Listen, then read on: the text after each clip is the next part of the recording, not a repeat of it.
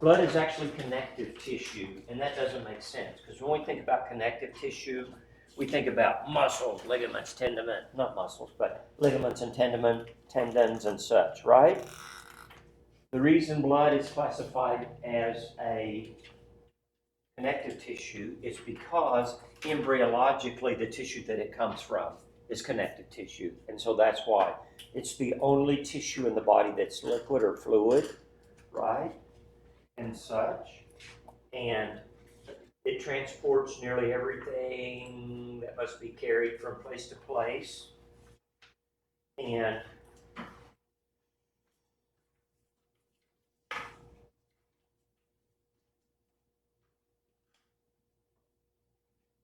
okay. Now, this is the very end of the chapter, and so therefore I'm going to do it first because it's a little bit more complicated. You do not have to draw that. That is table 16.4, okay? Table 16.4, right? So, Mr. Leo, nice to see you back, okay? So, here we go. Do you remember how in the earlier chapter we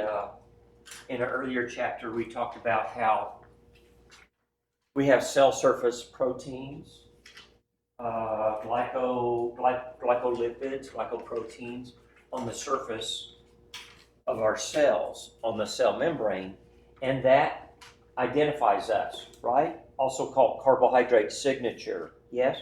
So our cells are coated in sugar, right? Well, our blood cells, these are red blood cells, RBCs. Guess what? They have certain proteins on them. Okay? Now, there's like 52 different blood groups, but we're only going to talk about the A, the B, the AB, and the O, right? The ABO blood group. Okay? And what that's about and why, where that comes from. And then for our lab, I'm guessing probably on Wednesday, we are going to type our blood. Okay? We're going to type our blood. All right? So, here we go. Now, first off, antigen, A-N-T-I, antigen, right? That is a contraction of antibody generating, right? If you say you're, Y-O-U apostrophe R-E, you are, right? It's a contraction. This is a contraction, antigen, antibody generating. Okay? Anything that our body senses, this is foreign, this is not part of us, we're going to generate antibodies, right? And it may be a virus, it may be a bacteria, it may be if you stick a lead pencil in your arm and there's lead stuck in your arm. True story, but anyway, I won't go into it, right? Yes, evil brother. But anyway, okay? So your body will see, hey, this is not part of Dr. Weld. This is not right. This should not be here, and your body will attack that, right? Okay? So we're talking about the red blood cells. Red blood cells, of course, are erythrocytes, E-R-Y-T-H-R-O-C-Y-T-E-S. Erythrocytes, the RBCs. Erythro, right, means red. Now, we have another word from the same root, erythema, redness, right? Erythema, right? But anyway, the red blood cells. On the surface of the red blood cells, some of us have an A protein, glycoprotein, okay? And if we have that glycoprotein, right, on the surface of that red blood cell, we will have a certain carbohydrate, glycolipid or glycoprotein, okay? Classified as A, yes?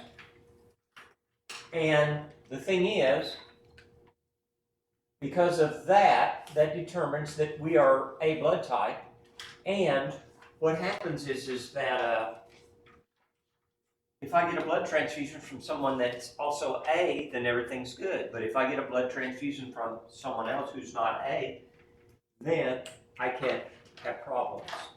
Okay, and we're going to talk about that in a bit. right?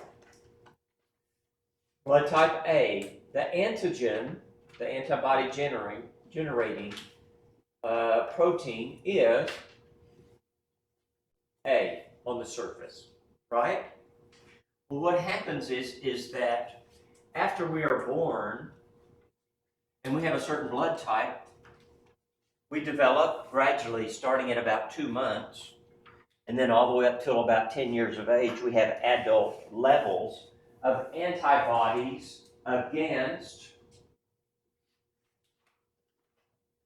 If I'm an A, I'm going to form antibodies against B blood type. Okay? Because I'm an A, I don't have B. So I'm going to form antibodies against B type blood. Because my A is not compatible with that B. If you give me B blood, my body will recognize, hey, this is not part of Dr. Weld, this is not part of him, and make antibodies against that. All right? Well, what type of blood can you give me? Well, if I'm type A, you can give me A blood, that's no problem. I'm an A, you're an A, right? Or you can give me type O. Type O does not have those proteins on the surface. And because it doesn't have proteins on the surface, I don't make antibodies against type O. And so in a blood transfusion, if I'm A, you can give me A or you can give me O. Again, down here, O, on the surface of the red blood cell, I don't have B, I don't have A. If you don't have A, if you don't have B, you're O, okay? Now let's talk about blood type B. Blood type B has a different glycoprotein or glycolipid on the surface. And so on the surface I have the B antigen, right? Because I have the B antigen, I don't like A. My body will form antibodies against A. Anti-A are the antibodies, okay? But now, because I'm type B, you can give me B blood, right? They're compatible. You can also give me type O, because remember down here, O, it doesn't have an A, it doesn't have a B. So therefore, I don't form antibodies against type O blood, okay? If I'm an A or B, I'm gonna form antibodies against the opposite blood type, you see?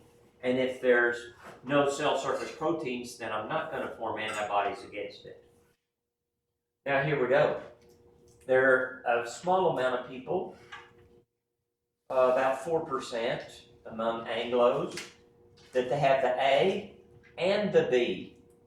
Oh, by the way, where do those come from? You inherit it from your folks. That's where it comes from. Okay? A very small amount of people have A and B, right? So, on the surface of my red blood cell, I got the A antigen and the B antigen, right? Now, if I'm AB, if you're A, I'm cool with that because I got A. If you're B, I'm cool with that because I got B too, right?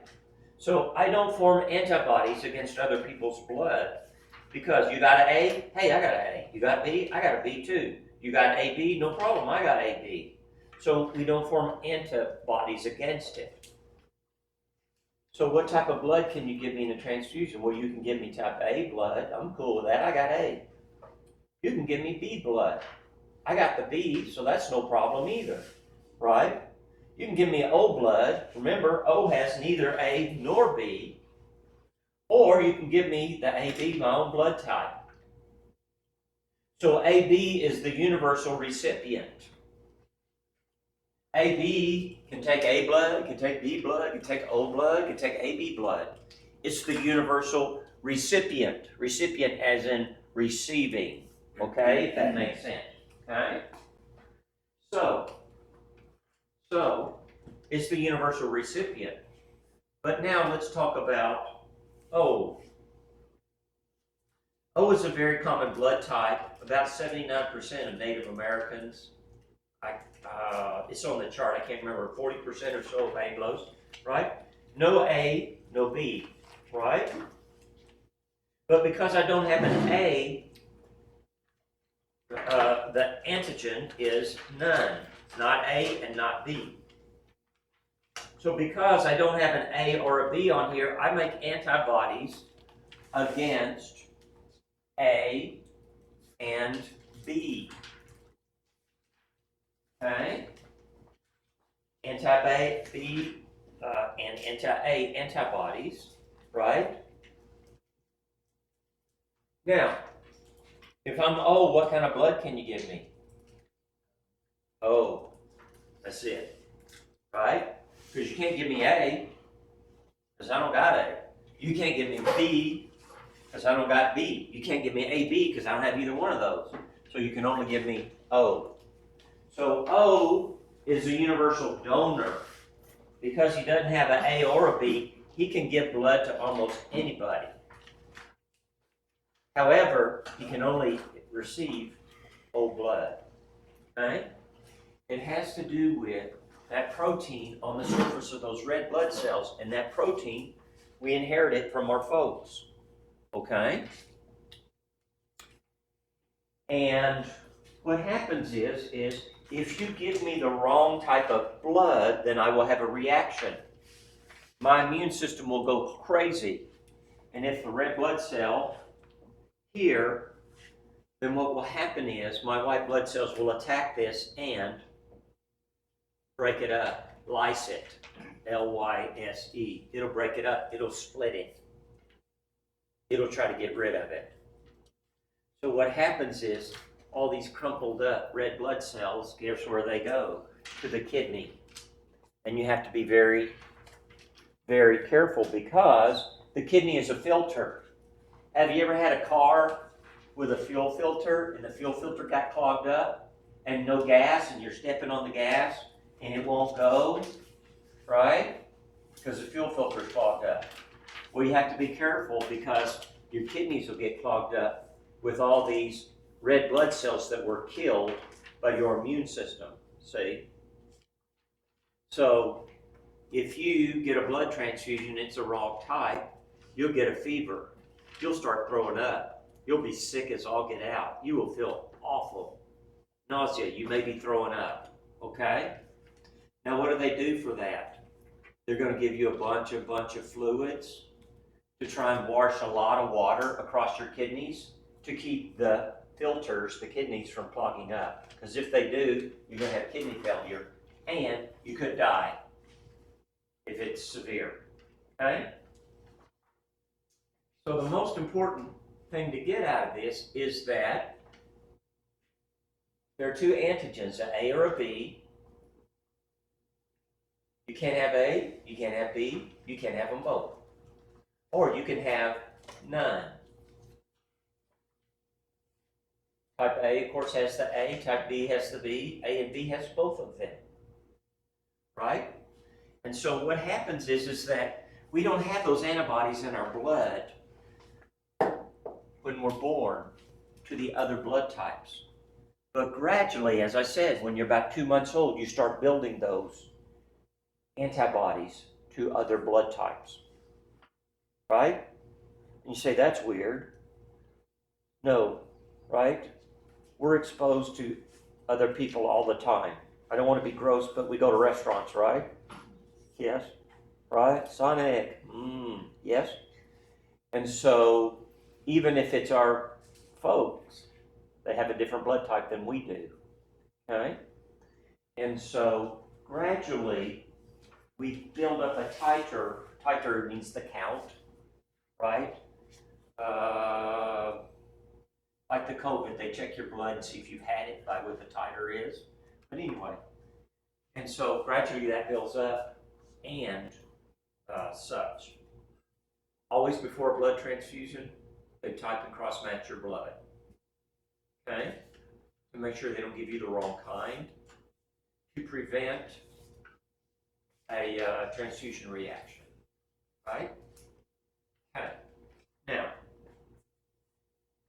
Now, let's also talk about one other thing. Let's talk about the RH while we're at it. The RH factor. RH. You're either plus or you're minus RH.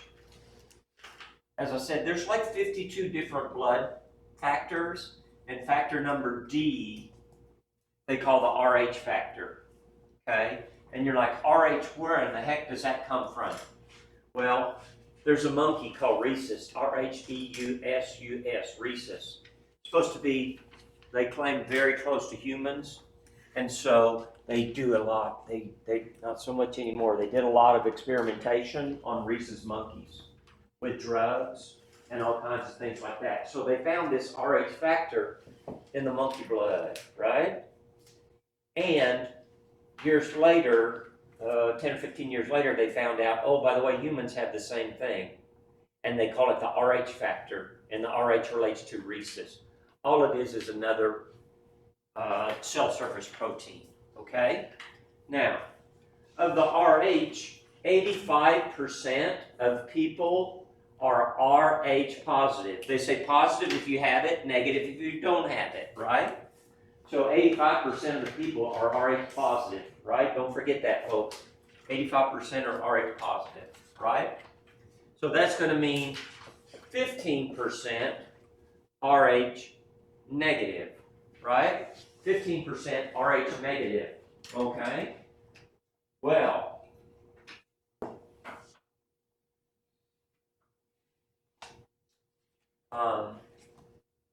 let's talk about why this matters, okay? Let's talk about why this matters, okay? Remember, if you get the wrong type of blood, it can cause a reaction. It can cause you to build antibodies. And over time, if you get the wrong type of blood, it can cause a transfusion reaction.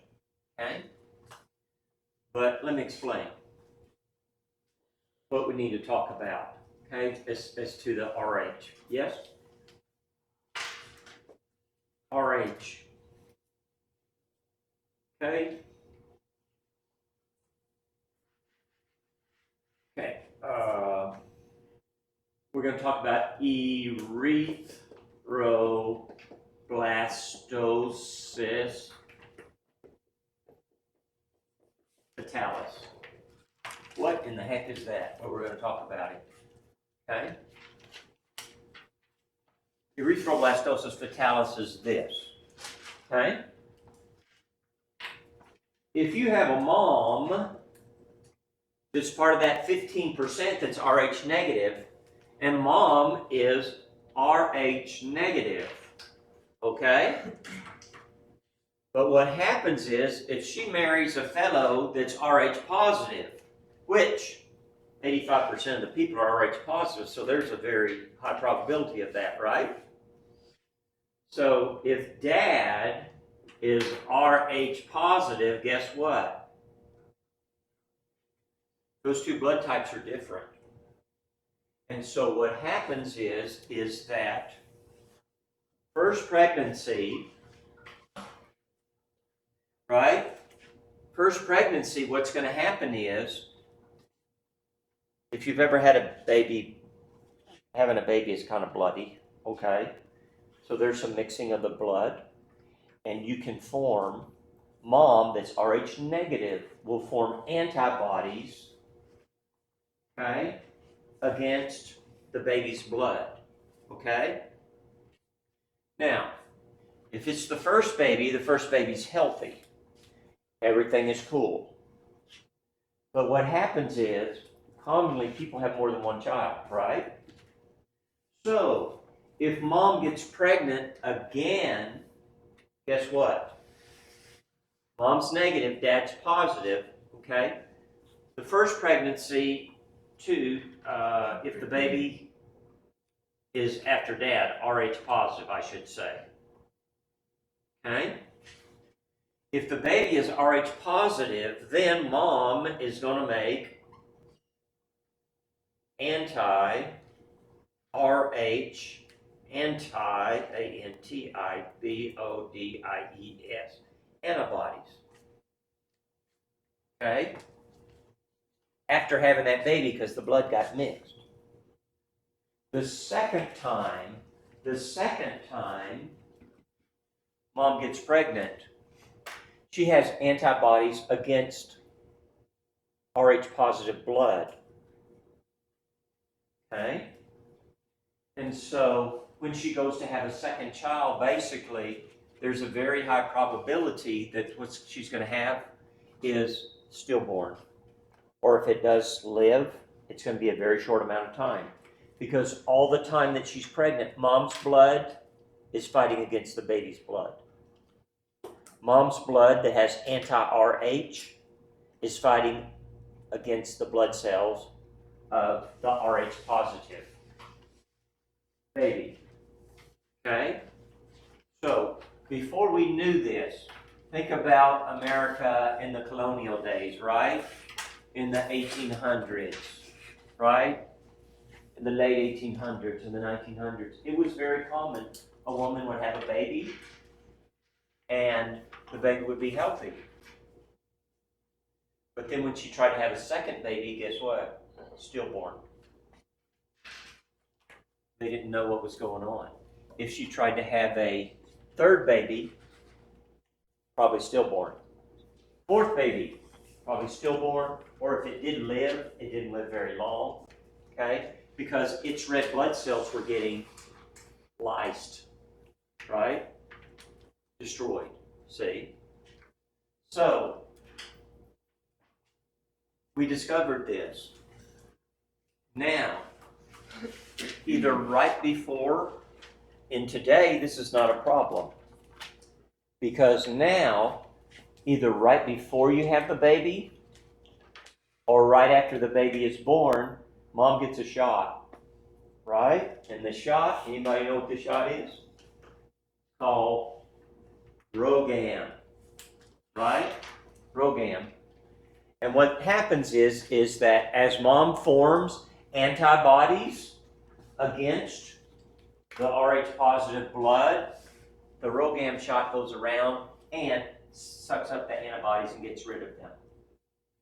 So that way, the second time, it's not a problem. The third time, it's not a problem. But every time she has a baby, they're going to give her either right before or right after the baby's born, they're going to give her a Rogam shot. And it's going to prevent erythroblastosis, right? Red blood cell, kaboom, right? Fetal, fetalis, right? The baby, yes? Now remember, mom's got to be Rh negative, dad's got to be Rh positive, and the baby has to be Rh positive. Because if mom is Rh negative and the baby's Rh positive, that's when their bloods are there's going to be problems. Okay? But it was very common during the colonial days, a woman should have a baby, and then every time she tried to have a baby after that, she could get pregnant, but baby always died. Very common. Until this was discovered. Okay? So, any questions about that? Right? And again, it's a very unique situation because dad's got to be positive, mom's got to be negative, baby's got to be positive like dad.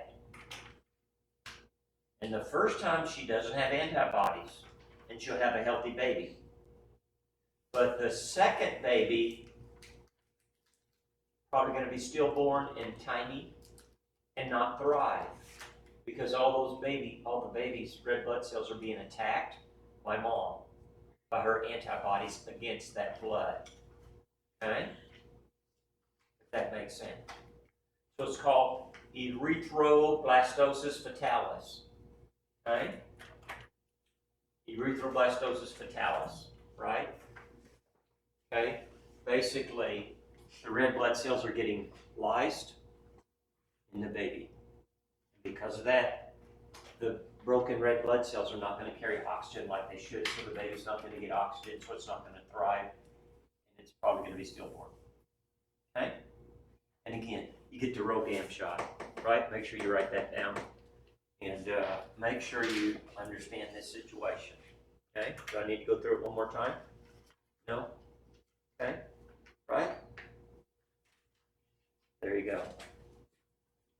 Okay.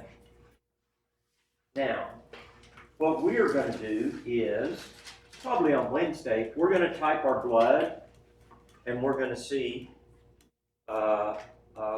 what kind of blood that we have, and we're going to check for Rh positive and negative.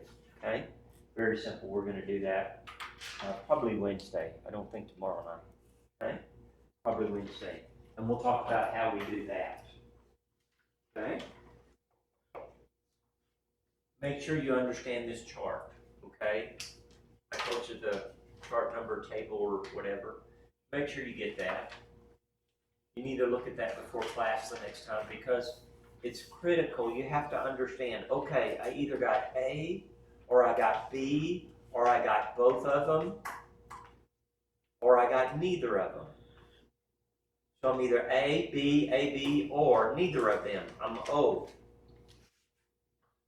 And my blood is going to have the cell surface antigen, and I'm going to make antibodies against what's not my type of blood.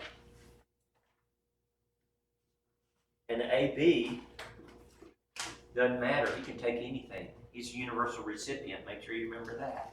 And O is a universal donor. But O doesn't like A and doesn't like B. So he can only receive whole blood. Okay? Right? So they have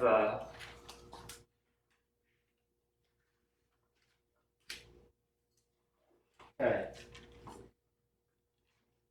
AGGLUTINOGS.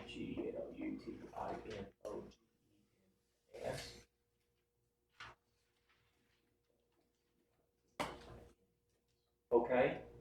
Now, they use a fancy word for antigen, agglutinogens, and they use a fancy word for the antibodies, agglutinins, right? Let me explain. Agglutination. AGGLUTINATION. Agglutination. What does that mean? Okay. Agglutination means clumping. CLUMPING. Okay. Clumping. Remember how I said if I have A and you give me B, my body's going to attack that B blood, those red blood cells?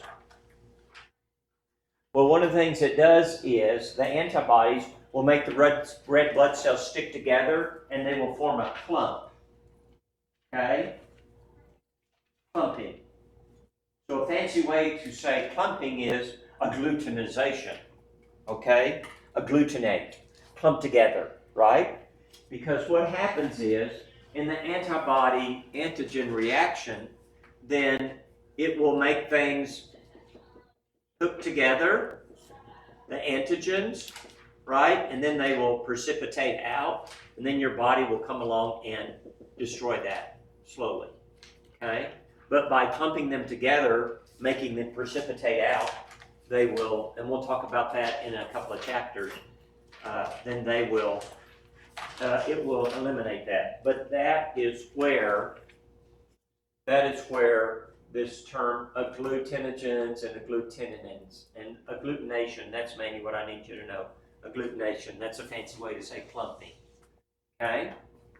Now, why does that matter? Well, because what we're going to do is we're going to take your blood. Okay? I'll just go ahead and go into that. I'm going to give you a little tray. Right? And you're going to put a drop of blood here, and a drop of blood here, and a drop of blood here. And this is the A, the B, and the RH. These are little scooped out spots. We'll call them like a well, okay? If you look at it sideways, the tray looks like that. It has a little scooped out spot, okay? And you put a drop of blood in here, and a drop of blood in here, and a drop of blood in here. And what we're going to do is we are going to take some antibodies, and we're going to put anti-A, we're going to mix it up with that drop of blood. And If you have A and we use the anti-A, that's going to cause clumping, right? The same thing here, we're going to use anti-B. We have a different sera for that one, the yellow one, okay? And the anti-B, if you have B antigens, it's going to cause clumping, right? We're going to do the same thing. We got a third bottle of antibodies, and that is anti-RH. And so, if it clumps, you're Rh positive. Okay? And again, we're going to go over this again tomorrow. It's a little complicated, but really not once you get the hang of it. Okay? So basically, we are going to take that ability of the antibodies to make the blood cells that are not compatible to clump together, and that's going to tell us what type of blood we have. Okay? And again, all we're going to do is put a good drop of blood here, here, and here, and then we are going to mix it with a drop of the anti-sera, A, B, and Rh. Okay? So how to interpret the results, okay? Now, if I use the anti-A and the anti-B and everything is clear, no clumping.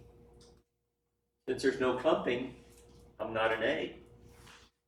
Since there's no clumping, I'm not a B. If I'm not A and I'm not B, what do I have to be?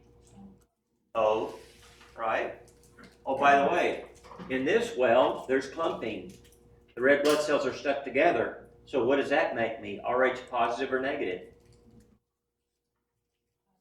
Positive, because I have anti-Rh in my blood, right? Okay, so anyway, we're going to go over that on Wednesday, but it's not that complicated. Okay? And then, last time we had a quiz on the names of the body, right? The like abdomen and brachial and antecubital. And we also had the muscles. Well, this time we're going to do it on the blood typing. We're going to type our blood. We're going to go over that, and we'll have a quiz on that, right? Because it's critical that you get that, right? So that part of the lecture is actually at the very end of the chapter. But I realized years ago, man, if I wait to the very end, you've been sitting here for 2 hours, you're right. So I like to do this when you're fresh, when we first start. Okay? So we'll talk much more about this probably tomorrow and Wednesday. Okay? Please do not erase. Okay. Now let's go back to the introduction to the chapter, right? We already said blood is connective tissue. It's specialized. It's the only fluid tissue. Okay? Blood is composed of water. It's composed of certain proteins. And there are cells that are alive in the blood, most of them, that are called the formed elements. Okay? Blood cells. And we're going to talk about each one of those. If you take blood, you take a little vial of blood and you put it in a centrifuge, right? You folks know what a centrifuge is, right? It spins around and around, around, around, around. Yes? And what will happen is your blood will separate and it'll look like this, right? And down here is the heavy stuff, right? And that's going to be the RBCs, the red blood cells. And up here will be the more fluid, liquid, and that's going to be the plasma.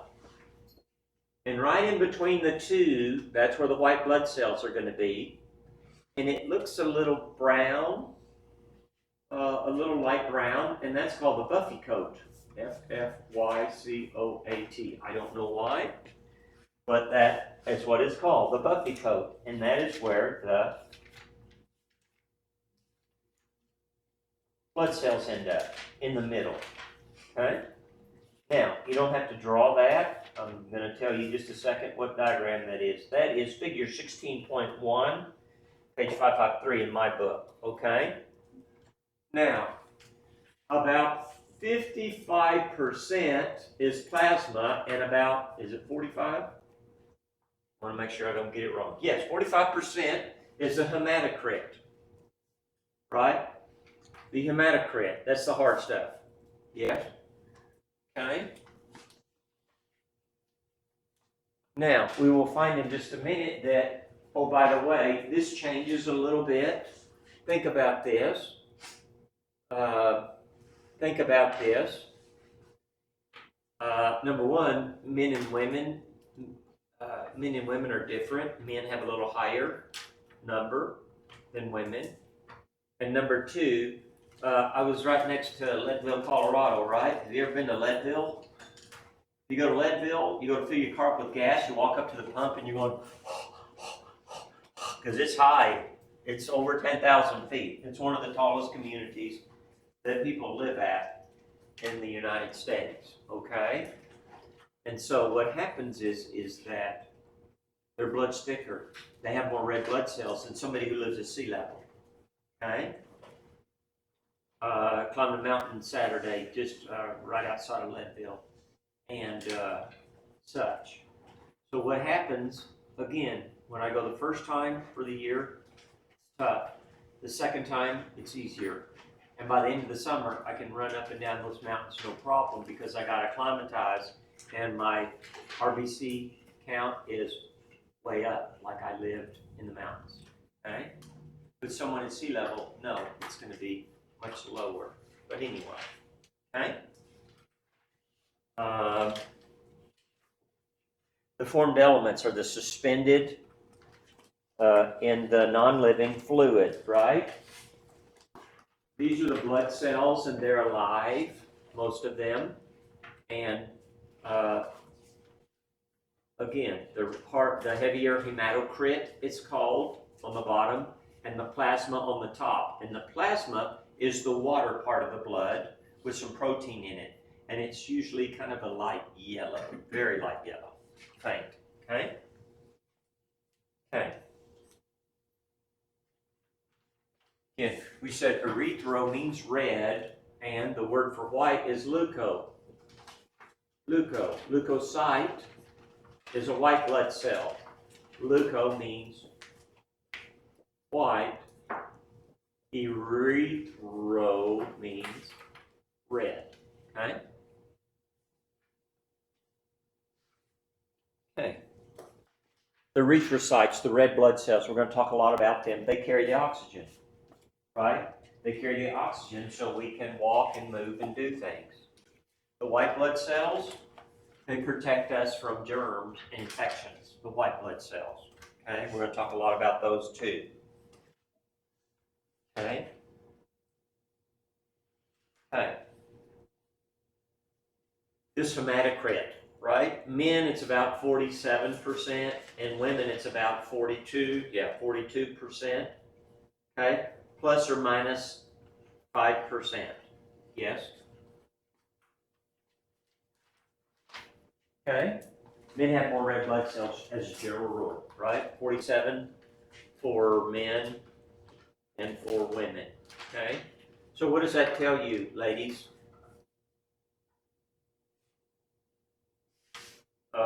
That tells you that it's not fair that you should have to play sports against men because they have the genetic advantage. Not only in strength and bone structure, but also just they got more blood. They got more white blood cells. They can carry more oxygen. If you look at the marathon, the fastest marathoners, right? The men are getting down almost, I think a guy did it in 2:03, right? And the women is about 20 minutes behind them, the fastest woman, right? I'm not putting women down, I'm just saying they're different, and women should not have to compete against men, in my opinion. But maybe you have a different opinion, we can talk about it later. But anyway, 42 to 47, okay? The leukocytes and the platelets contribute less than 1% of the blood volume, right?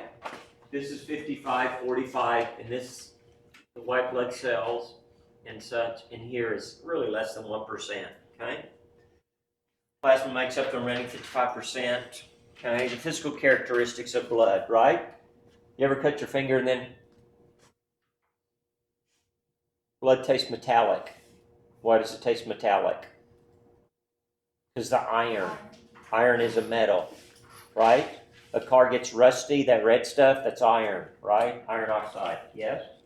Okay.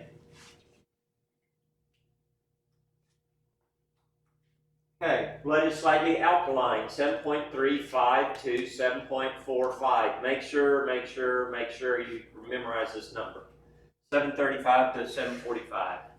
Remember the pH scale from last semester goes from 0 to 7 to 14. And what is in the middle called? Neutral, right? 7.0 is neutral. That way is acid, and that way is alkaline, also called basic, right? So blood is right along in here just a little bit, this side of neutral, okay, a little bit to the alkaline side, right? 735 to 745, yes? If you get below that, your blood gets too acidic. If you get more than that, your blood gets too basic. Either way, it's a funeral if you get too far out of the lines, okay, right? We have buffers in the blood that bring that blood very quickly, within a matter of seconds, back into that range, okay? We're going to talk a lot about those later, but anyway, okay? Blood accounts for 8% of the body weight, okay? Men, about 5 to 6 liters, and women, 4 to 5 liters. Right? So usually for test purposes, I say 4 to 6 liters. But anyway, that shows you right there, men have more blood than ladies do. Okay? Men 5 to 6, women 4 to 5. Okay? Right? A liter is just a little bit over a quart, right? So basically, we have maybe 1.5 gallons of blood. Okay? In our body. 4 to 6 liters, right? Maybe 1.5 gallons of blood. Okay? The functions of blood, right? Number 1, delivering oxygen from the lungs and nutrients from the GI tract, right? Transporting waste products to the elimination sites, right? We eliminate CO2 in our breath, and we eliminate the breakdown products of metabolism through the kidneys, right? And the large intestine. Blood transports hormones back and forth. The thyroid hormone, T3, T4, that we talked about last time, right? That gets transferred all over the body through the blood, okay? The blood regulates our body temperature, yes? If we get too hot, yes? Then what will happen is that our face will get red. And why does our face get red? Right? Because that blood is taking heat away from our core and taking it to the surface. Remember, I won't make you suffer through it, but remember I drew the picture of my pickup truck, yes? And the antifreeze. And the antifreeze runs through the engine. And then when it picks up that heat, it takes it to the radiator. Wind blows across the radiator and it cools the radiator fluid, and it goes back and circulates through the engine again. In the same way, blood picks up heat from our core, it takes it to the surface. If we're really hot, our face will get red, hot and sweaty, yes? And then wind blows on our face and such will dissipate that heat, and then that blood will go back through the cycle again. Okay? Right?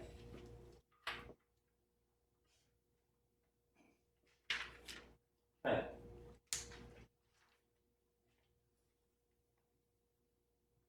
Okay. Blood helps us to maintain the fluid volume in the circulatory system, right? You remember we drew the tube here, just like that, and we said we have a semi-permeable membrane here, we got a bunch over here, and not much over here. So this is much more concentrated, right? And this can be salt or it can be sugar, okay? But anyway, if you let that set there for an hour, what's going to happen is this is going to go up and this is going to go down because the water, through osmosis, is going that way. Because the water is trying to have the same concentration on each side, right? The reason I mention that is because in our blood vessels, in our blood, we have certain proteins, right? And these proteins, right, albumin, the most common one, right, keep water in our blood vessels. Yes? We're going to talk a whole bunch about that in the next chapter or two. But anyway, okay?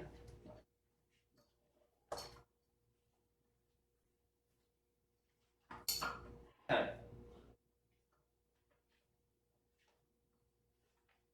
But you got to understand this. You got to get this from a previous chapter to get that. It's called colloidal osmotic pressure. But anyway.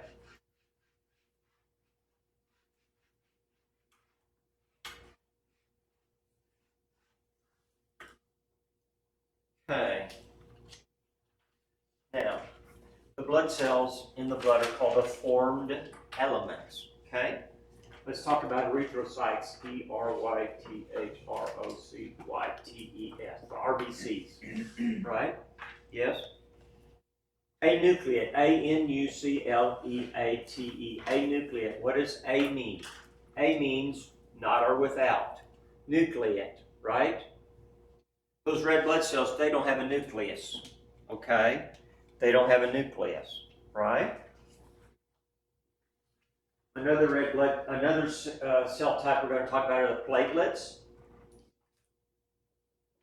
They're also called, AKA, thrombocytes, right?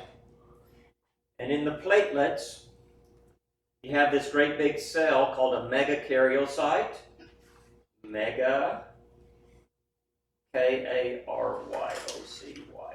megakaryocyte, and little pieces of the outside of that megakaryocyte break off, right? And those are the platelets, or the thrombocytes, right? Now, what are platelets for? Platelets are for this. Yes? You cut a hole in a blood vessel, and the platelets have granules in them, granules of calcium, and that calcium is released, right? And it causes a clot. So, if you cut yourself, if it's not too bad, pretty quick, 15-20 minutes, it'll stop bleeding. Those platelets will plug the hole, and you will stop bleeding, right? Yes? I say it a million times by the time we're done this semester. Platelets plug the hole, right? When you get a hole in a blood vessel, that's their job. Platelets are not alive. They were parts that flaked off this megakaryocyte. And there's a whole picture in the book if you want to look it up and this and that. It's lovely. But anyway, megakaryocytes, right? Most of these cells in our blood don't last very long. Maybe a couple of days to a couple of weeks, right? Now, erythrocytes, uniquely, 100 to 120 days. 100 to 120 days, okay? Now, in the first half of this course, we talked about mitosis. You understand mitosis, right? You have one cell and then whoop, two cells, right? Yes, prophase, interphase, prophase, metaphase, anaphase, telophase, right? Yes? Blood cells don't do that. Blood cells do not go through mitosis.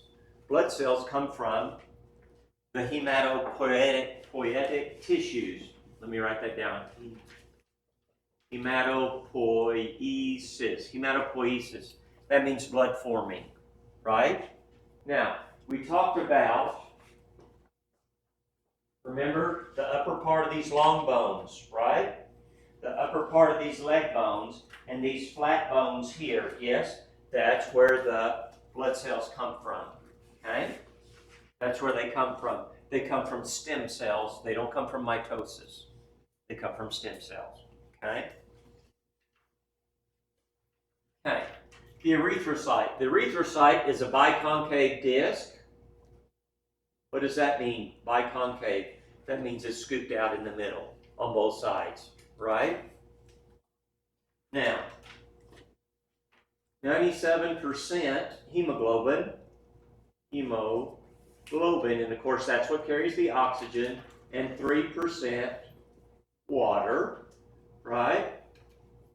Now, the outer part of this red blood cell, there's a protein, the name for the protein is called spectrin, S-P-E-C-T-R-I-N. Let me make sure I spelled that right. Yes, I did, okay. And that spectrin protein is very pliable and flexible, right? Think about this. Capillaries get very, very small. Tiny little capillaries, right? And these red blood cells have to squeeze through some tiny spots. And because that red blood cell is very flexible, it'll do this. It'll bend, and it'll twist, right? Yes?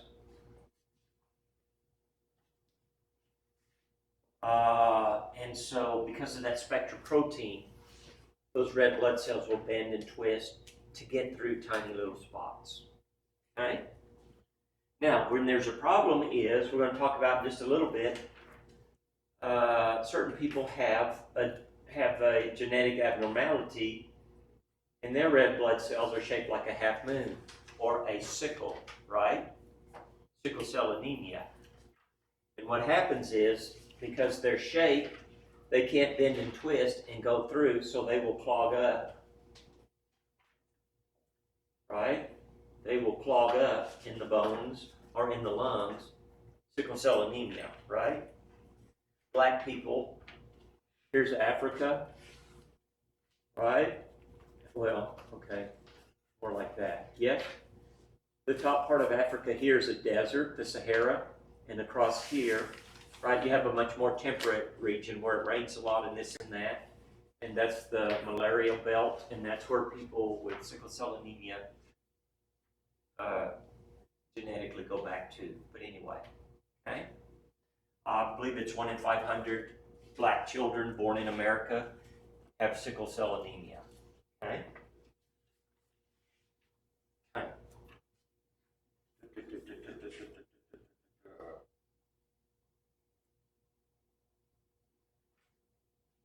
Okay, as far as red blood cell, men have 4.7 to 6.1.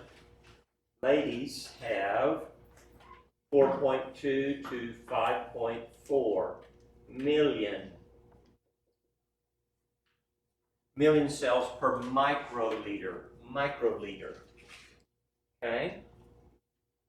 So you see here too, men have higher levels of hematocrit. They have more red blood cells than women. Okay? Hemoglobin is what carries the heme from the iron, and globin is a globular protein, right? And that's what carries the oxygen. We're going to talk a whole bunch about that probably in the next chapter, okay? And if you measure the grams of in the blood, I'm giving you all these numbers. Again, 4 to 6 million here. I'm not going to ask the difference between men or women or whatever, okay? The same with hemoglobin. If you measure the hemoglobin, men it's 13 to 18, and women it's 12 to 16, right? But I'm not going to ask you those specific numbers, so you don't have to memorize those numbers. Yes, the pH of the blood, that's a big deal. But anyway, and yes, 4 to 6 liters, and such. And it's a big deal. 100 to 120 days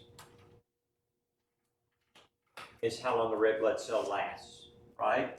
Then it's going to go to the spleen, and it's going to get broken down and recycled, okay? And oh, by the way, we talked a lot about type 2 diabetes, okay? So you can measure a person's blood sugar, and that blood sugar maybe, I took mine this morning, it was 82, right? Because I took it at about 9 o'clock this morning, because all I had for supper last night was, I had a carnivore supper. I had meat and stuff, right? I didn't eat any carbs. And it was about 9 o'clock, so it was 82, the bottom of normal. I'm like, great, excellent, okay? But that tells me for a split second what my blood sugar was. But if I eat a sandwich, or if I eat some Fritos, or if I eat a candy bar, right, my blood sugar is going to shoot up, right? I mean, within a very short amount of time, okay? So for diabetics, we want to know how they're doing for months, right? So we check their A1C, right? We check their A1C. And the A1C is glycated red blood cells, okay? That's what A1C is. You see, when we have high blood sugar, guess what? Sugar is sticky, and it sticks to the red blood cells. And that A1C is a measure, okay, because it takes at least 90 to 120 days, that A1C is going to tell me what my blood sugar was 2 months ago, 3 months ago, 2 weeks ago, okay? And I'm going to get a number, and that way, let me think, last time I checked my A1C, it was like 6.2, and I wasn't happy. I want it below 6. But anyway, they say below 6.7 is good. I don't think so. I think it should be lower than that. That's just my opinion. But anyway, the A1C is a way to check a diabetic and see what they're doing. I also need to explain too. Remember we talked about the Richter scale? And the Richter scale is a, right, earthquake. And they say, oh, it's a 5.0 on the Richter scale or a 6.0, right?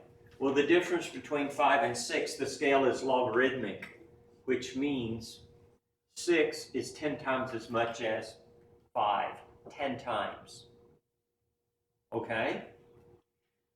The A1C scale, oh, by the way, it is logarithmic.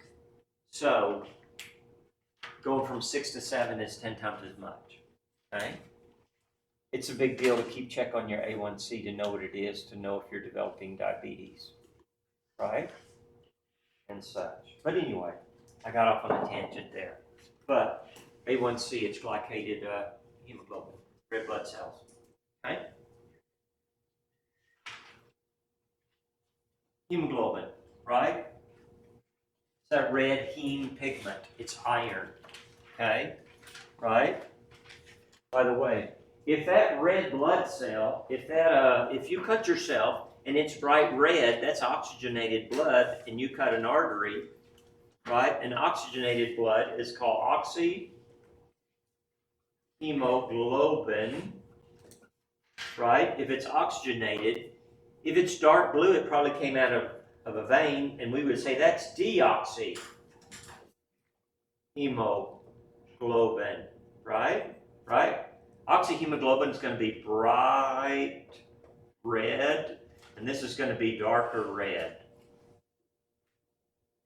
right? And again, that's probably going to tell me, did I cut a vein or did I cut an artery, right? Okay. Production of red blood cells is called hematopoiesis, Hematopoiesis, right? That means blood formation, okay? And again, we talked about that in the upper part of the long bones, the flat bones of the pelvis, right? And on average, we turn out 1 ounce of new blood every day. Okay? Now, let me wipe that out for a second here. Now, let's talk about reticulocytes. reticulocytes, reticulocytes, okay?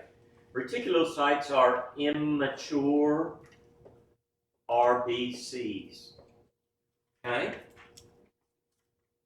Let me explain. Reticulocytes, okay? It takes about 2 weeks to make a red blood cell in our bone marrow, okay? And that baby red blood cell is dumped into the bloodstream when it's ready to go. But that, if you look at it under a microscope, that you will see kind of like strings, and you'll be able to pick out, oh, that's a reticulocyte, right? That's an immature red blood cell, okay? Why does that matter? Who gives a rip? Well, it takes 2 or 3 days floating around in the bloodstream for that baby red blood cell, that reticulocyte, to become a normal red blood cell, okay? And the reason that matters is this.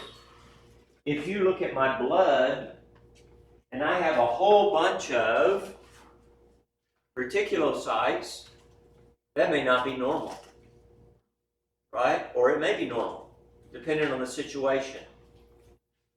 So think about this.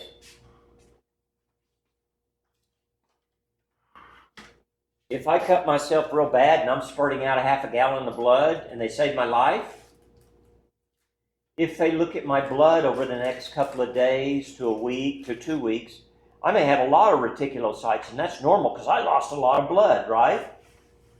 However, if I didn't have an accident and I didn't lose a lot of blood and I have a ton of reticulocytes, something not bueno with my bone marrow, I probably got a form of cancer, okay? Because the reticulocyte count is high, okay? Or something is going on. It may not be cancer, maybe leukemia, maybe something. Well, leukemia is a form of blood cancer. But anyway, okay? So something not bueno is going on. But if I had cut myself and lost a bunch of blood and my reticulocyte count is high, that's normal because, hey, he's building his blood back up. He's replacing those red blood cells that he lost by bleeding, right? But anyway, a reticulocyte, immature red blood cell, okay? And again, they float around in the blood about 2 days before they mature, okay? Normally, about 1 to 2% of the RBCs are reticulocytes. Again, 1 to 2%, that's normal, okay?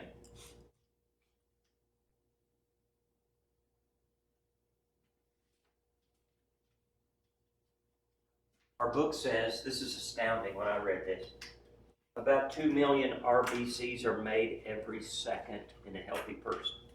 2 million, that's a bunch. Every second, right? Cranked out. Okay?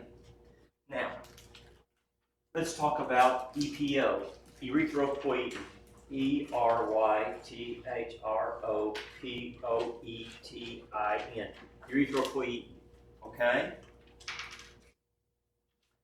Erythropoietin is a hormone from the kidney, mainly from the kidney. Yeah, the liver, kidney, and the liver, small amounts.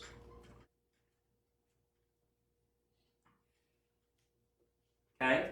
What happens is this. Okay? If our body senses that our oxygen is very low,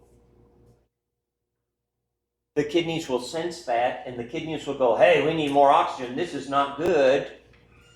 And it will secrete EPO, erythropoietin. And erythropoietin stimulates the bone marrow, and we make more red blood cells. Okay? Right? Friday night, I'm laying on the side of a mountain at 10,000, 10,005, right? And the oxygen's way down compared to 4,000 feet where I came from, yes? So as I sleep through the night and snore a bunch, right? then what happens is my kidneys are sensing that, and my kidneys secrete EPO. And what happens is that over the next couple of days, my red blood cell count will go up. Okay? Because the kidneys sense, hey, EPO. Okay? By the way, people that are diabetics, right? That high sugar damages their kidneys, and guess what they don't make very much of? EPO.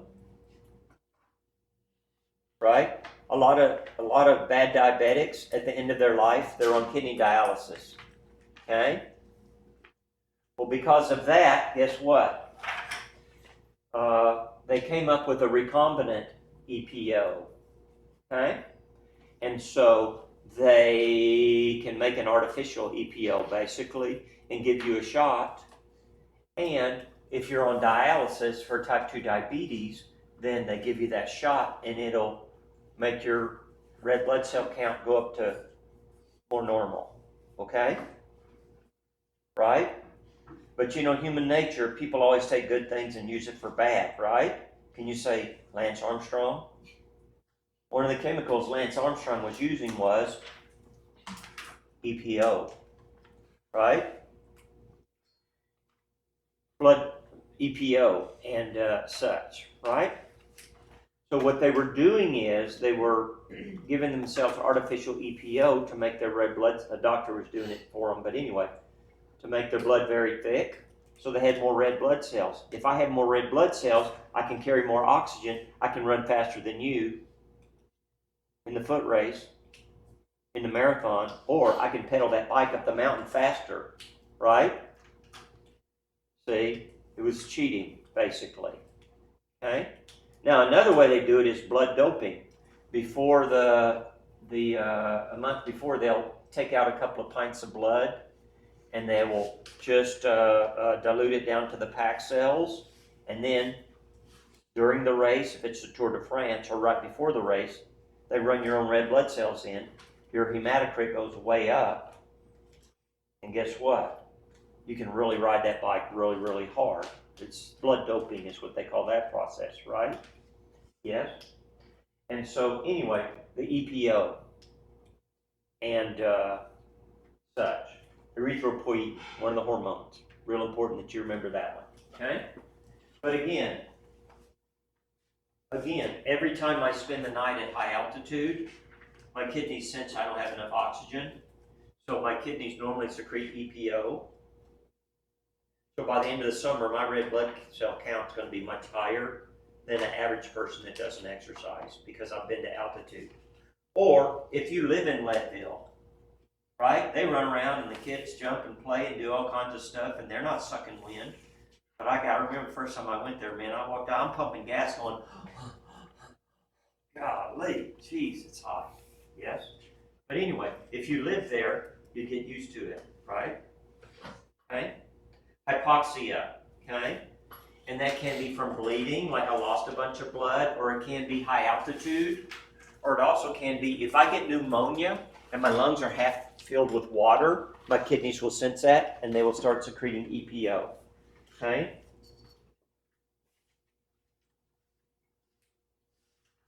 And again, the man-made stuff is called recombinant EPO, and they use that for kidney dialysis patients, okay? Remember how we said the hematocrit in an average person should be about 45% RBCs, right? Well, by using EPO, they get it sometimes up to 65%. And what does that mean? Well, it means that, yes, you can run faster and ride the bike faster, but it also means your blood is very thick. And when you're in the Tour de France and you're riding the bike 100, 120 miles every day, you sweat and you lose blood volume. So you become dehydrated. So guess what? Your blood is very thick, almost like sludge, right? See, what happened was some of these real young, fit, strong cyclists, they were on the EPO, their blood was getting very thick, and several of them had a heart attack in the night and died. much so that they made them wear a heart monitor. And if their heart rate got too slow, it would go beep, beep, beep, beep, beep, and wake them up. And they'd have to get on an exercise bike and cycle and get their heart rate up to keep them from having a heart attack. Several real young, fit cyclists died just for no reason. Because their blood was so thick because they were abusing that drug. Okay. Oh, by the way, you know who Floyd Landis is? Floyd Landis won the Tour de France, then was disqualified for taking testosterone. Guess what testosterone raises? EPO, right? From right up here, Cannon City, Colorado. Floyd Landis, yeah. His brother, I think, owns a bicycle shop there, did years ago. Yeah. But he won the Tour de France. He was way behind. He was one of the leading contenders, and he was way behind. And then all of a sudden, overnight, the next morning, he gets up and rides up the mountains faster than anybody else. Yeah. Yeah. Anyway, right? Testosterone also increases the EPO. Okay? Again, 100 to 120 days. That's how long the red blood cells last. Make sure you get that. Okay? Now, disorders of the red blood cells. Disorders of the red blood cells. Let me erase this. Okay?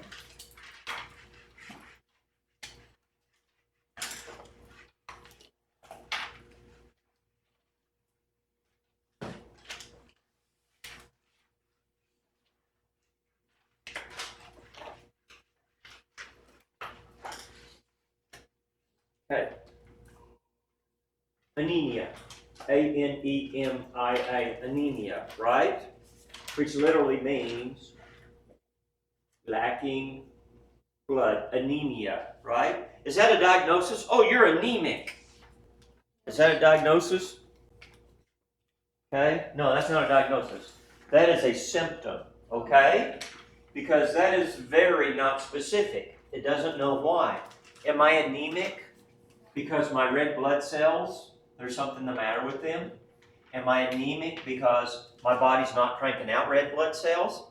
Am I anemic because I'm a vegetarian and I get no red meat, right? And my iron is very low? Or maybe I'm a young lady that has very heavy periods and loses a lot of blood and becomes anemic, right? Yes, so there's many different things. And anemia is just a symptom. It's not really a disease, okay? Now, what are the symptoms of anemia? Tell me, what'd you think? Tired. Tired, okay. Our book says fatigue. I'm with you, tired, right? Fatigue, yes, tired. Oh, tired, don't feel like doing anything, right? How about pale? Often pale, right? My mom would say, oh, you look peaked, right? Little southern lady, yes, right? How about short of breath? If you try to go upstairs or something, right? And how about this? If your blood's thin, right? Ooh, I'm cold. Turn that heater up, right? Chilled. Okay. And again, what are the causes? Blood loss, right? Either through getting cut or through menstruation, or not enough RBCs, right? Yes. Again, commonly we talked about iron deficiency anemia. Let me explain. When you eat animal products, the red meat and such, the heme iron is very bioavailable. That's why it's red, okay? It's very bioavailable, right? But some people are vegetarians, which, okay, I'm fine with that. But if you're vegetarian, the iron that you get from plants is not near so bioavailable. And so many times, vegetarians gotta have, right? Vegetarians are usually, do vegetarians usually weigh 300 pounds? No, they're just the opposite, aren't they, right? Yes, right? I heard a carnivore MD, you know, Sean Baker, he's like, yeah, they're so scrawny, yeah, because they're, anyway, funny, right? Okay, think about this too, okay? The lining of our stomach when we get older, right? there's a hormone called intrinsic factor that we need, and in order to make intrinsic factor, we got to have B12. And so B12 is the only one of the B vitamins that is fat soluble, right? Fat soluble is ADEK, but you also can, in your liver, retain some B12. And so if you get older, you know how a lot of older people, they can't drink milk, it just doesn't set well on their stomach. But anyway, that pernicious anemia, it's thought to be possibly autoimmune, where you attack the lining of your stomach, you don't make the intrinsic factor, you don't absorb the B12, and over time, little by little, your B12 goes down, down, down, down, down, and you don't make the red blood cells like you should, right? And what do they do for that? Bend over, B12 shot in the gluteal region, right? Yes, B12, it's very common. They will do that, okay? Pernicious anemia, I have a patient with that. Ended up in the ER feeling terrible and this and that, and that's what it was, pernicious anemia, okay? If your kidneys don't produce EPO, we talked about that, diabetics, then that can happen, okay? Now, I'm just going to mention this one. This won't be on the test or anything. Aplastic anemia. Aplastic anemia, if you're not making red blood cells, then that's a way bad thing, and it's a sign that, unfortunately, it's a very bad diagnosis. You've probably got a blood cancer. You're going to die of the bone marrow, right? Aplastic anemia, okay, right? Now, hemolytic anemia, hemoglobin abnormalities, the RBCs rupture or lyse prematurely, okay? Mixed match transfusion, bacterial or parasitic infection. If you get a bacteria that kills your red blood cells, if you get a parasite that kills your red blood cells, right? And such, is hemolytic, yes. Remember how we said, if I'm actually A negative, and if you give me B blood, my body's going to attack that B red blood cells, and they're going to split it, lyse it, break it, right? And such, okay? Now, we talked a little bit about sickle cell a minute ago, but there's also Greek people and Italian people. They have a disease called thalassemia, Thalassemia, thalassemia. Again, Greeks and Italians, and their blood cells are real fragile and they want to break. And that's common, and there are several different forms of that, okay? And we talked about sickle cell, right? That sickle, you people are too young. Okay, a sickle has a big long handle on it like this, and then it has a sharp blade over here like this, right? And you see the old-timey Russian farmers, and they're swinging their sickle, cutting wheat, right? Yes? And oh, by the way, the Soviet Union, it's the hammer and the sickle on their flag, the hammer and the sickle, right? So that's where that comes from, okay? It's called sickle cell anemia because it's shaped like this instead of like that, biconcave. And again, this will go through your blood vessels. This will fold and squeeze and twist around. This will not. This will clog them up. Okay? Okay. Now, I'm going to mention a few other of these blood diseases, but you don't have to memorize them or put them down. We're just going to talk about them for a little bit, okay? Polycythemia. Polycythemia, right? Poly meaning many, cythemia, too many blood cells, okay? Now, there are several different forms of polycythemia. Normally we said 4 to 6 million RBCs, right? But your blood can get thicker, thicker, thicker. I had a patient, she was very fair-skinned, and she had this, and about every 2 to 3 months, she had to go, and they would take 2 pints of blood out of her to get her blood volume lower, okay? Okay? So instead of 4 to 6 million RBCs, she would go up to 8 to 11 million RBCs, okay?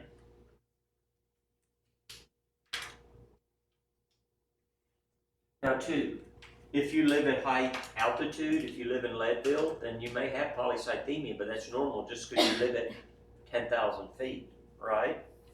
Okay? And we also talked about a moment ago the blood doping, where you take my blood out, and then right before the race, you put a bunch of my red blood cells back in, so my blood will be really thick. Okay? Okay. Now, let's talk about the white blood cells, right? The white blood cells.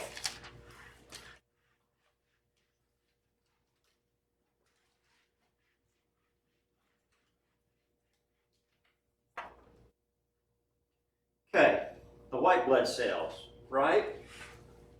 Up to about WBCs, right? Up to about 10,800, right? And over 11,000 is leukocytosis. Remember, leuko means white, right? Over 11,000. You got too many white blood cells. Now, I'm going to ask Miss Madison, you got too many white blood cells. What's that a sign of? You got a what? Infection. Infection. You got a sign of infection, right? So, if I got a bad cold, if I caught the flu, if I got COVID, my white blood cells may go way up, but then come back down, right? If they stay up all the time, I may have leukemia. But for a short amount of time, boom, I got infection, yes? Is that a diagnosis? Leukocytosis? Mr. Helio, is that a diagnosis? Leukocytosis? Yes. Yes? No. Sorry. No, that's a symptom. That's not a disease. It's a symptom. Wow, I got too many white blood cells. How come? The same with anemia. Anemia is not a diagnosis. That's a symptom. But many times they'll write that on there, right? But leukocytosis. Again, make sure you get this number. Very important. Over 11,000. Over 11,000. Leukocytosis, right? And most commonly we think infection, right? Of some form. Okay? Yes. Now, the white blood cells are split into the granulocytes, granulocytes, and the agranulocytes. Okay? Let me explain the difference there. Granulocytes, right? If I draw an eosinophil, it looks like this, and the nucleus kind of looks like a big E, right? But in the cytoplasm, guess what there are? Granules, right? Granules, right? Hence the name granulocytes, okay? And the granulocytes are the neutrophils, N-E-U. Trophils. There's a big chart in your book. You don't necessarily have to write this down, but there is a big chart in your book. The eosinophils, Eosinophils, the eosinophils and the basophils. Basophils, okay. 50 to 70%,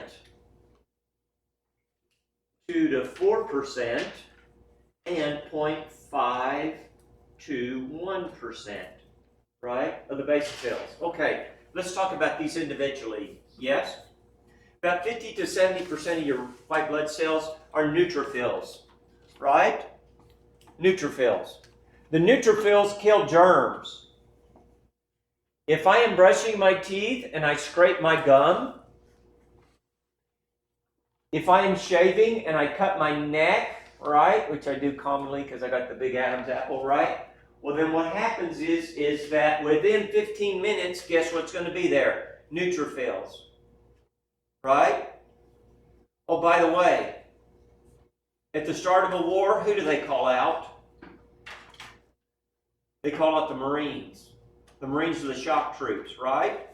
You win wars with the Army because they got trucks and food and this and that, but you want people killed, you call the Marines, right? That's their job. The neutrophils are the Marines of the white blood cells. Within 15 minutes, anytime around the world there's an emergency, they call out the Marines, right? Yes? Now, you got to love those Navy SEALs too, right? They got the big reputation, right? And when the stuff hits the fan and the Navy SEALs are in big trouble, who do they call? They call a platoon of 19-year-old Marines like my son Dave. That's who the Navy SEALs call when they're in trouble, right? Yes, and usually some of the Marines, those kids get killed going after the Navy SEALs. But anyway, the neutrophils, within about 15 minutes, they're there. They're there. They're very quick, okay? Eosinophils, only 2 to 4% is eosinophils. They're called eosinophils because their nucleus looks like an E. Okay, that's what I was told. Okay, when I was in school 40 years ago. But anyway, right? The eosinophils are associated with two things. Number one, you got asthma or allergies, your eosinophil count is going to be high. Okay?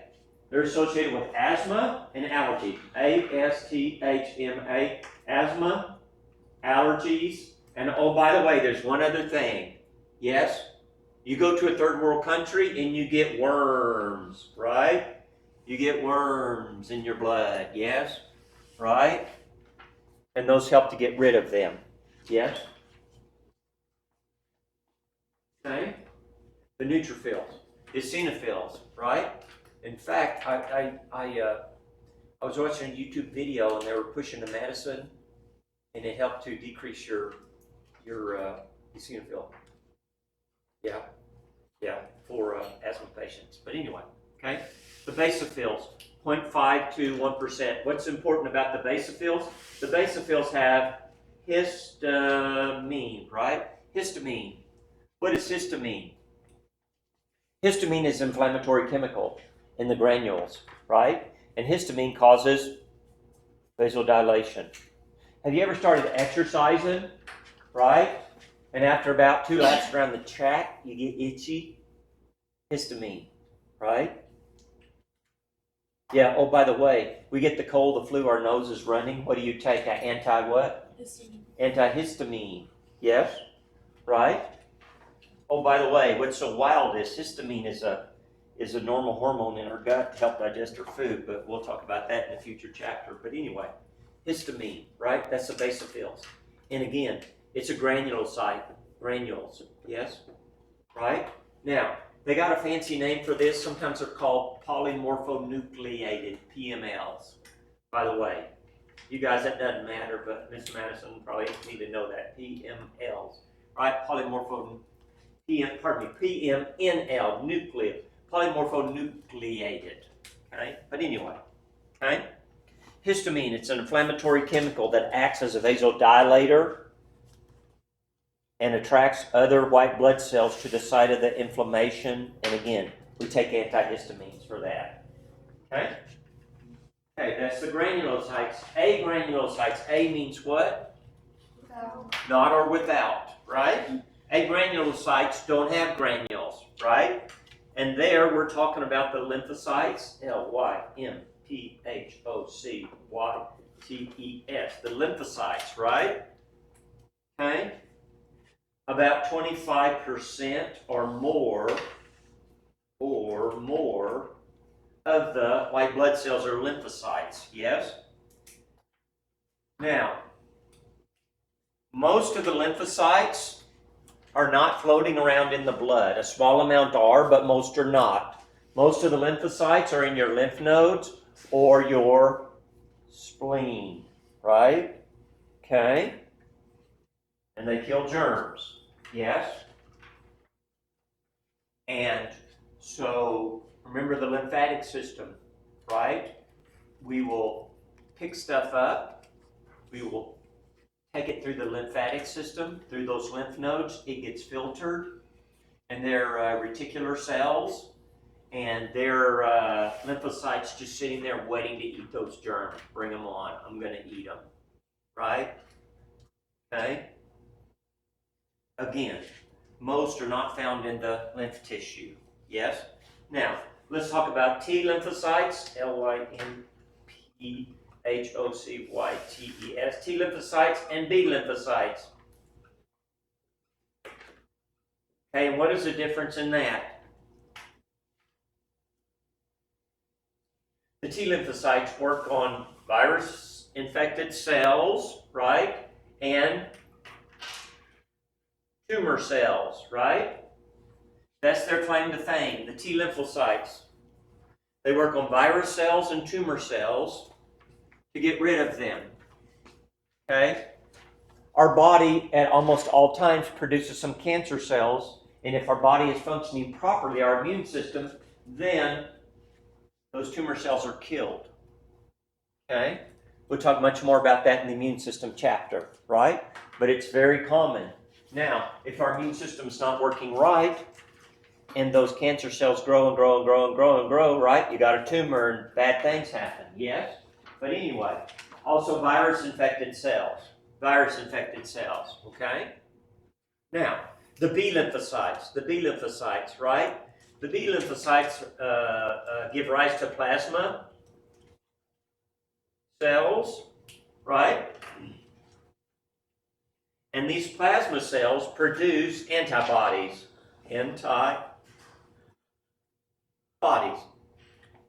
Okay? That's their claim to fame. Antibody plasma cells. B cells, antibodies. Got a B right there. That's the way I remember it, okay? Okay? Yes? All kinds of different antibodies. We'll talk a whole bunch about that in a future chapter. Okay? But make sure you get that. The B cells, plasma cells crank out the antibodies, depending on what germ you're infected with. Okay? Yes? Now, the monocytes. Yes? Monocytes, right? The monocytes, they float around in your blood. Yes? And when they leave your bloodstream and they go into the tissue, maybe I got infected, maybe I got poked with something and I got germs, right, that are multiplying. When they go, the monocytes, when they go into the tissue, they're called macrophages. M-A-C-R-O-P-H-A-G-E-S. Macro means what?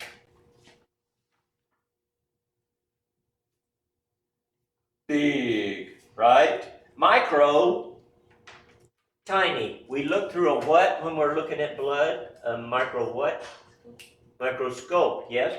But macro is the opposite, big, right? Yes? And so macrophage, P-H-A-G-E, right? We talked about dysphagia. It hurts to swallow, right? Phage, right? We talked about phagocytosis, right? Gobble up the germ. Yes, we talked about that in the previous chapter. Yes. So the macrophages, macrophage literally means big eater. Big eater. Right? They go around gobbling up germs, the macrophages. They're very important. Okay? Okay, pardon me 1 second. Let me see where I'm at.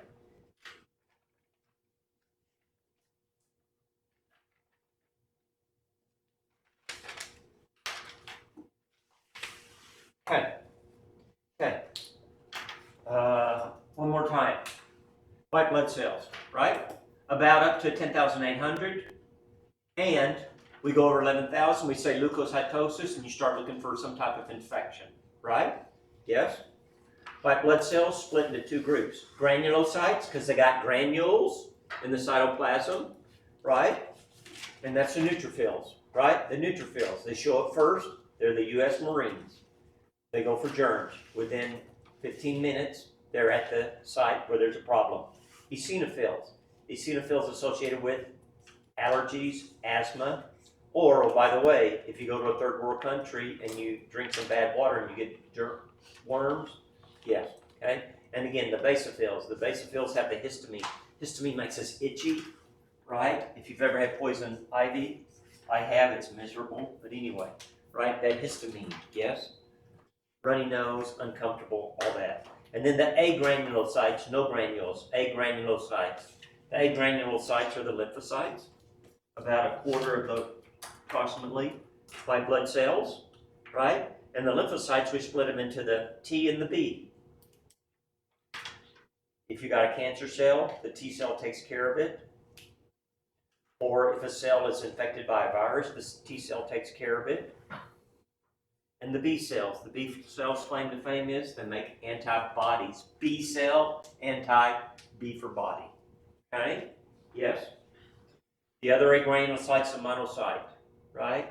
We don't talk a bunch about the monocytes too much, but macrophages, that's what we call them when they go in the tissue and they eat germs. Macrophage, big eater. Phage, eating. Dys means difficult or painful. Dysphagia, difficulty eating. Okay? Right? So, the macrophages, they're the big eaters, right? Oh, by the way, if I had a cut and my body needs to remodel that, all that dead cells, all those dead cells, right? The macrophages, they're going to get rid of all that cellular debris. Yes, that's their job. They're going to clean up. They're going to get rid of all that stuff so your body can heal. Yes? Okay? All right. Break time. Break time. I need a drink.